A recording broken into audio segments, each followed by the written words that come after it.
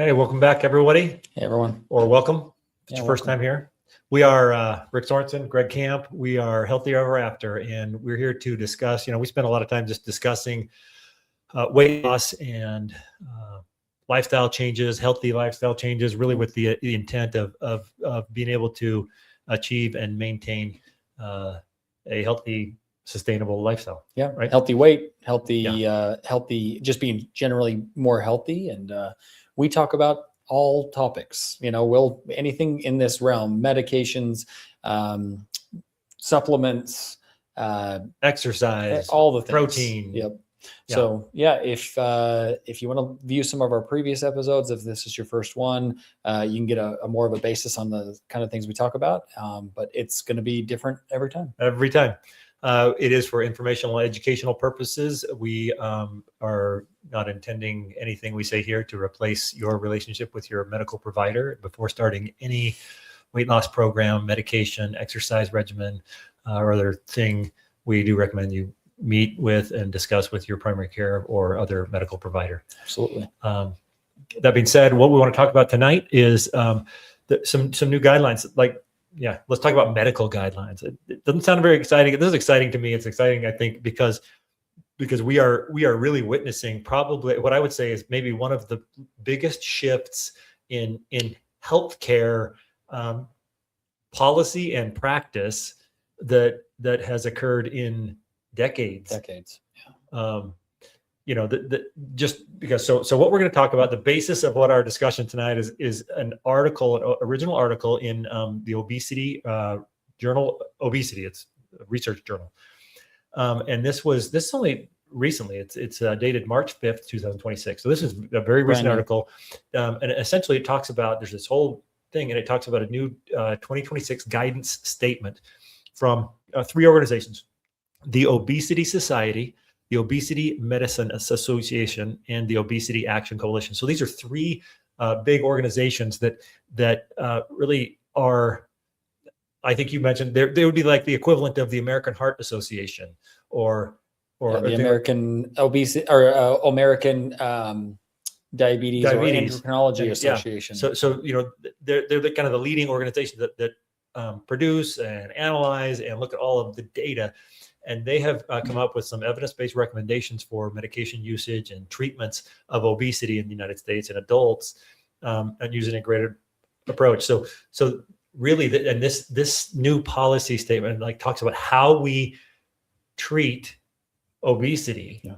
We talked a little bit last week about kind of the stigma of weight loss and how it affects healthcare, but we really want to just talk about this policy, the kind of the governing informational body of treating obesity, with this brand new policy statement that really does or ought to change the entire landscape of how we address obesity as healthcare providers. Yeah, and I think what Rick and I are excited about this is that in a world of medicine that is oftentimes viewed as reactive, we wait until disease happens, we wait until there's an issue. This really seems like it's pushing more towards that proactive wellness. Let's get on top of this problem. Let's not wait until it's a horrible, where you do have the cardiovascular disease and the diabetes and everything else that comes along with oftentimes obesity. This is a more proactive approach. And I think that's exciting for us because we, in this realm and talking about this, we are proactive. We want people to be on top of this.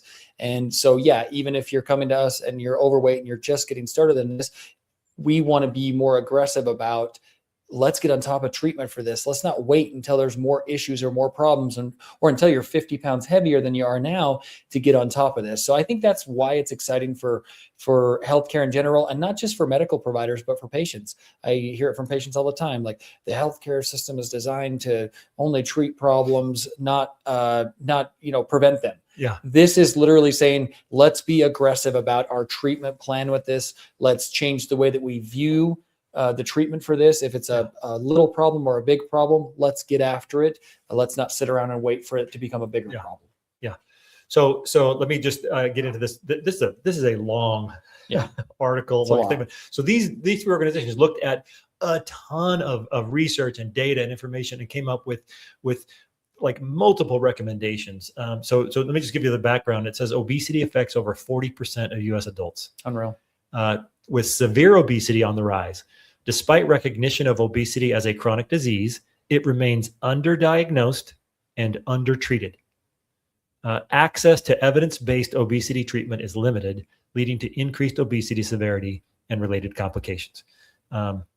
Barriers to obesity treatment include socioeconomic disparities, limited clinician training, stigma, we talked about that, and restrictive or absent reimbursement policies. So FDA-approved obesity medications offer significant health benefits, prompting the need for updated and evidence-based guidelines. So that's kind of the background for what they did. And they went through this whole, pages and pages. We could talk hours about this. We're going to not talk about hours, but a little bit we're going to talk about it. So I think the big picture takeaways on this is obesity is a chronic disease, not a lifestyle failure. Sure. And when we talked about a little bit of that last time, it's common. 40% of U.S. adults are technically obese by the definition. What other disease, and I'm legitimately asking, what other disease, especially one that we know has such big social and medical impacts on a patient's life, what other disease is that prominent? I can't think of anything that's so prominent 40% throughout America. Yeah. So knowing 40% of adults, only 1.6% of eligible patients receive treatment, specific treatment for obesity as a disease. Yeah. 1.6%. There's insurance things, there's stigma, there's clinical training that is lacking, and we're going to try to address that at some point as well. One of the key clinical messages then, so when we talk about that's the big picture, is this is new. And we talked, I think a couple weeks ago, we talked about kind of obesity medication and the GLP-1 specifically, and as a tool and things. And I think we mentioned recently about how, long-term, you'll hear that there's no long-term evidence. Well, so this is the key thing by these three organizations. They have strong recommendations that obesity medications are A, effective, B, safe for long-term use, and C, underutilized. 100%. To me, that's the big takeaway here. It cannot be stated more clearly that these medications need to be used more. They are safe for long-term use, and they are effective. And that's like, so you don't often get a big, huge policy statement like that is so strongly worded. You don't. And yeah, because it's I think before that it was always skirted around, right? And it was well, may cause this, or may, you may see some, now they're not mincing their words. They are very direct in that, hey, we are seeing the evidence of what using these medications, how it can affect people, how much significantly more effective it is than just lifestyle changes alone. And so they're just, the impact is huge. And I think once again, it comes back to what we already talked about. There's lack of training for medical providers. That's why people are undertreated. There's a stigma, right? Providers that still stick to the old, hey, eat less, exercise more, and then send you on your way. And you feel like that's all the help I get. That's all the help I get from my medical provider that went to all this years of school to help me. And I'm asking for help with my obesity. And it's exercise more and eat less. That can't possibly be the solution to such a complex problem. Yeah. So I'm just going to go down some of the notes I took on this.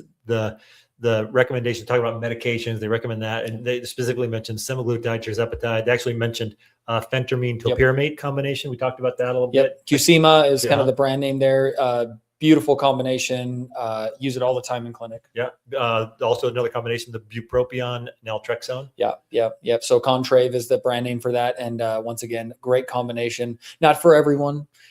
Still not, these are great. They're not for everyone. And I still, I favor, and the evidence of favor still GLP-1s as far as the most effective, but these are all really, a lot of people think, not to get off track, but a lot of people think that the only treatment options are GLP-1s. I will tell you that there are other good treatment options. Now, once again, GLP-1s are kind of the latest, greatest, newest.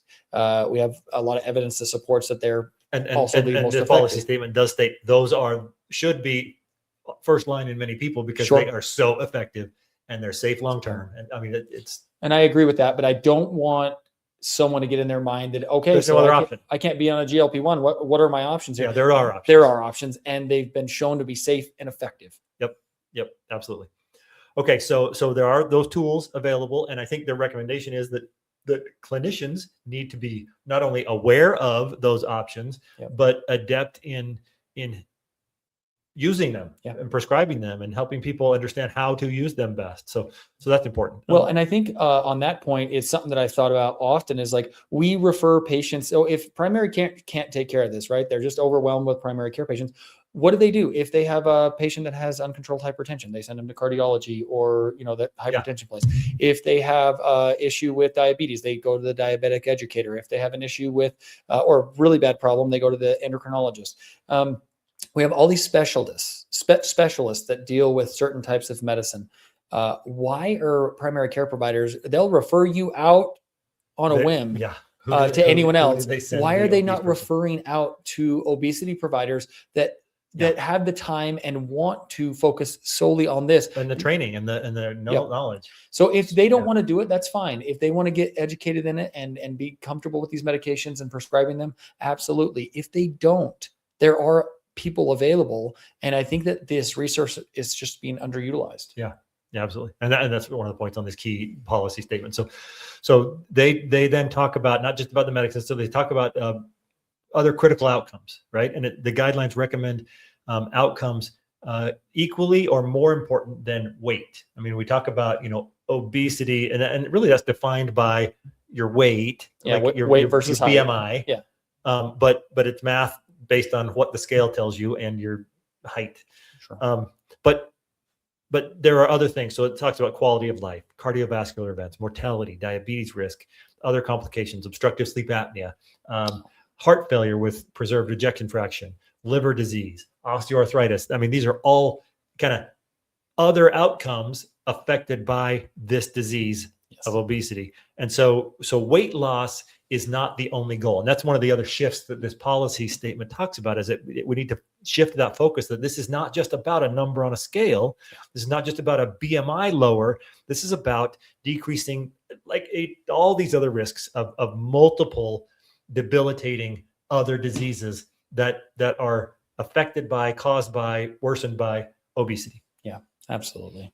It's just so, it's one of those things that it's just almost like we're just treating the outcome of a lot of times if the assuming obesity causes, or at least is contributing to these, it's like, once again, we've been dancing around this for so long. We're treating your blood pressure and we're doing this, when a lot of times if we could just treat some of the root cause, and I use that word lightly because you sometimes hear that in puns on TikTok and Facebook, and sometimes it's like, okay, let's not have you take this weird vitamin they found in the jungle of Antarctica, and that's going to be the cure all for things. So I use that root cause cautiously.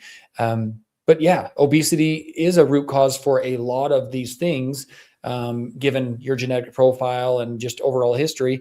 And so why are we dancing around that? And I love that this is saying, let's attack this head on. Let's not just treat all the diseases it's causing around it. Yeah. Let's treat this. And our end goal is all these other things improving as well. Okay. So the other thing they talk about is length of treatment. We've mentioned this before. We've talked about long-term treatment. They actually came out and said stopping the medication can cause significant weight regain, and subsequently then these other measures that we're talking about, these other outcomes, other health issues can, show their head and reappear. So they make a strong recommendation that continuing these medications is not only safe, but it improves weight maintenance, it improves quality of life, and it may reduce mortality. Strong recommendation to continue long-term therapy, just like you would and they mentioned hypertension and diabetes. So the thought on this that comes to me is like diabetes. Okay, what type 1 diabetic patient have you ever met in your life that thinks, when am I going to get off this insulin? Yeah, none. Like, it is literally a life-saving medication that you have to administer sometimes multiple times a day, and that's just how it is. Like, your pancreas doesn't do it for you. You have to do it. But there's never a discussion about, well, what's the long-term effect of using insulin? Like, right. It's the same. And they've actually come out on this now and strongly said this is long-term, this is going to be beneficial. Yes. And it is because of weight regain. Like, you stop medications, you stop doing what you were doing to lose the weight. And we talked about this before. If that was diet and exercise, if you stop dieting and exercising, that weight will come back. If you used medications as an assist to be able to get you to that point, which we think the combination obviously is the best, lifestyle and medications in conjunction with that, well, then yes, there's a good chance that if you stop doing some of those things, that there is going to be some weight regain. We're hopeful and optimistic. I always tell patients that if they want to come off of the medication, then yes, they definitely can, and I will support that. But also to know that it is the data shows that the chances of them regaining at least a lot of that, or if not all of that weight, is high. Which is why we kind of emphasize, when if that's your goal, if you're going, I want to be on this for a year or 2 years, then I want to see if I can get off and maintain. And once I reach my goal, and that's great. But I think that's why we really emphasize during that 1 or 2 years that you're on this and you're losing weight and you're reaching your goals, that you work on all these other little things, these lifestyle changes, these sustainable things, these, how much I eat, what's the timing of my food, how much I sleep, watch my protein intake, stay hydrated, like all the little things that we've talked about, that then become kind of your habits. Yeah. And even without the medication, as you're able to maintain those little lifestyle changes, there is, I think, a good effect that you may still be able to maintain that. Yeah. And if nothing else, you're not going to be, look, if you start eating less, you start working out and moving more. We talked about NEAT, non-exertional activity thermogenesis, which I love that acronym because it's just talking about because moving. Who says non-activity? The NEAT acronym is just really saying, hey, move like a little more. Yes. Move a little more. Walk, take the stairs instead of the elevator, those kinds of things. And so I think when it really comes down to that, so let's just pretend that you're on a medication and you use all those lifestyle things, and the only thing you stop is the medication, but you keep on doing all those other things. I can assure you that you're still going to have better health outcomes had you just quit everything. Yeah. So yes, we want you to do it as a combination approach. But this is also saying that let's stop looking at these medications as the short-term answer to a long-term problem. Right. It's just not, that's not a good, effective thing. And in that, same kind of mindset, if you're one of these people that, I do know some people that, like, they don't really give much thought to any lifestyle changes because the GLP-1 medication is so effective. Yes. Right. So they lose 50 pounds just by taking it. They don't really change anything. I think people that use that medication as the bigger crutch, as their sole thing that they do, those are the people that are going to gain most back most quickly when they stop, because that's the only thing they've changed. Sure. They haven't done these other things. Absolutely. Yeah. We love the combination approach. There's a lot of evidence that would support the combination approach. Most of these trials and the things that we reference are with that combination approach. But the stigma behind weight loss medications and the problem with the accessibility to these medications right now, especially with insurance companies saying, yeah, we recognize these are effective and helpful and will prevent or reduce the risk significantly of all the chronic diseases. We still just don't want to pay for them. We don't want to pay for them. It's the culture. Statements like this, more research is going to have to be done, and more people are going to have to get behind demanding that these problems get fixed. This is only a month old, but this statement is hopefully going to do a lot to shift that narrative. Absolutely. So the other thing they talk about is they call it the clinical philosophy shift. So that's how medical providers view and treat obesity, right? So kind of our old mindset, the current way we think about this is you change do the lifestyle first and then medications. So, and that's what you've talked about that before. Like, hey, you go to your doctor, like, hey, you're overweight, you need to, eat less, move more, work on lifestyle changes and things. And that's kind of where we start. And then as that fails, I'm like, okay, well, maybe we need to think about maybe some medication, something like that. And that's kind of our old mindset. The new mindset they recommend is you treat obesity like any chronic disease, like mentioned. You use medication early and alongside lifestyle. So those things go hand in hand, but the medications need to be early. You don't just like several other things we use medication for early. So bottom line, then they say is obesity is a chronic, progressive, and biologically driven disease. Medications are central, not optional therapy. And GLP-1 and GIP agonists, so like semaglutide, tirzepatide, are now first line for many patients. And then they talk about how long-term comprehensive care is essential. So I mean, that is, I think, for me, looking at that, that's a big shift in how to view this, and really is going to take some time, and medical providers out there, like that, it's worth looking into this a little bit, because these recommendations are very strong about how we do this, and really it's just changing how we view obesity and how we treat it like any other chronic disease, not just as like they mentioned, like a lifestyle failure.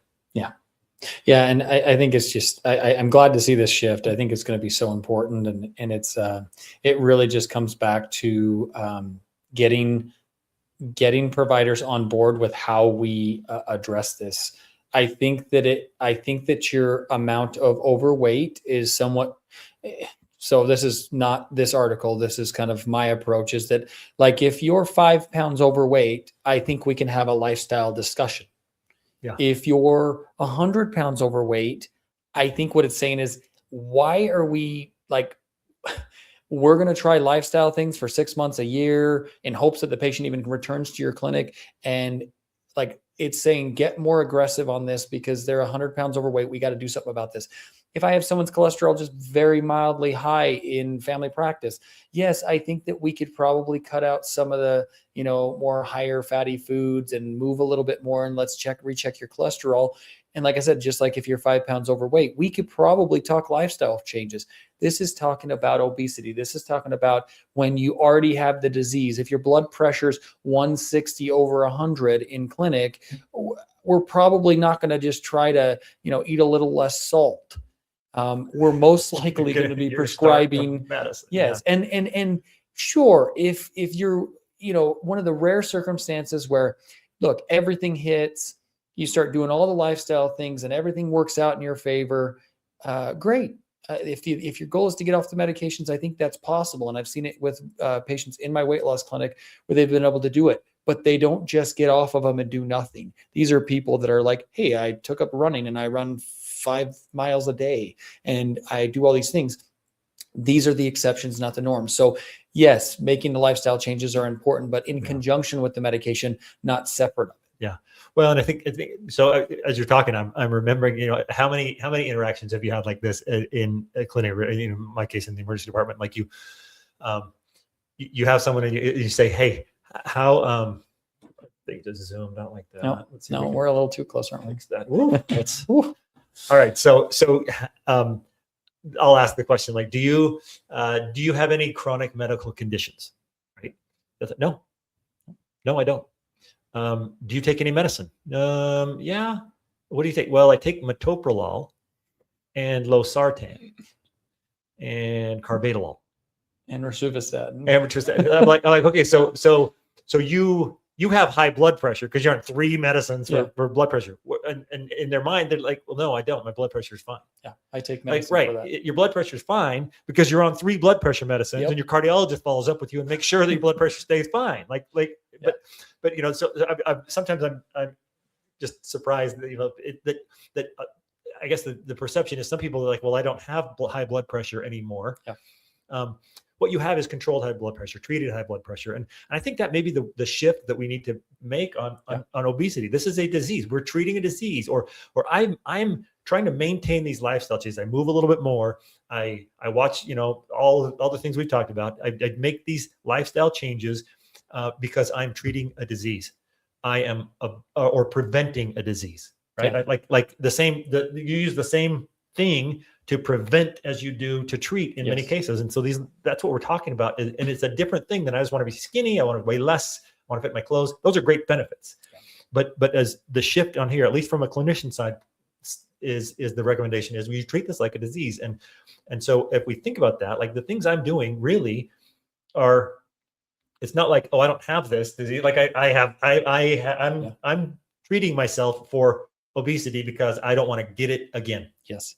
Right. And you're maintaining it. It's like you go off to that blood pressure medication, the chances of your blood pressure going back up are very high. Right. You go off your weight loss medication, their chances of that weight coming back are very high. This is not a personal attack on you. There's a number of reasons why that happens. All it's saying is that, hey, look, the chances of this returning, this disease, if you've got it under control, right? Because if you're now to a normal BMI, it's saying, hey, stop saying that, like, stop ignoring the fact that you maybe were once obese. Like, this is a thing that you're going to be dealing with. And we just know that success rates are significantly higher when you maintain on a medication. That may be a lower dose of that medication. The more lifestyle changes you make, probably that you can get down to a very reasonable dose. So I really think it just comes down to a shift in the way that we approach this, and it's going to happen. 40% of adults overweight, 40%, almost half the country of adults. Something has got to change. Yeah. I as you say, I don't have in front of me. I guess we could look it up. The internet has a bit, but I wonder what the percentage of adolescents and children is compared to 20, 30, 50 years ago. Oh boy. Because that's the other, that's a whole nother discussion of overweight children become overweight adults. Absolutely. With the same problems earlier. Yep. And they're taking the aggressive stance too. The American Pediatric Association is taking a very similar stance of saying, we're not waiting anymore. Yeah.